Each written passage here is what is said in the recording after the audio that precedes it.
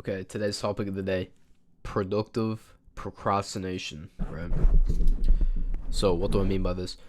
Everybody knows the stuff that they need to do every day, right? But they purposely avoid it because of just random procrastination. And a good way to counter this is to basically procrastinate one thing with something else that you need to do, right? So you basically replace, let's say, you waste, 2 or 3 hours a day on your phone just scrolling on TikTok, Instagram Reels, or whatever. Instead of doing that, that's, using that as procrastination, do something else. So, for example, right, I'm in college now, but there's a lot of times where I skip the class. So, to make up for skipping class, I'm going to do something that's semi productive. And so, what I do, maybe I'd write like YouTube scripts. Maybe I'll, do some like language learning or make TikToks or something. I don't know, but it's I'm doing something instead of going to college, right? So I'm procrastinating college, yeah, but in the meantime, I'm also doing something that's going to progress me in a different area, right? So this is what it's called. This is what I mean by productive procrastination. And if you can sort of do this and just replace, just pure procrastination with something that's actually kind of productive, then you will progress a lot faster compared to just wasting time normally.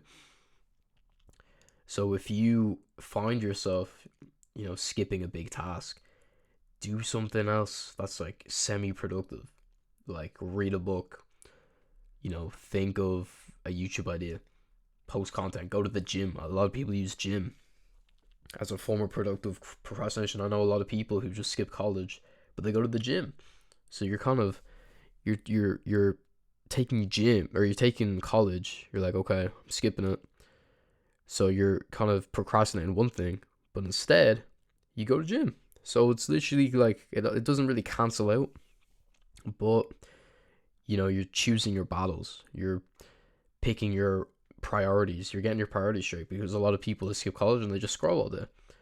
And if you just do something else, you will beat these people and you will improve yourself. So, productive procrastination is a really good way of just improving, even if you are, still a person who procrastinates. So, it's a great thing to keep in mind. And I think it's like you kind of have to set the standard for yourself to sort of do this. So then you're just never wasting time. You're never just scrolling completely. Like for me now, the only times where I'm scrolling really is when I'm walking outside, or if I'm, just like charging my phone for like 5 minutes or something.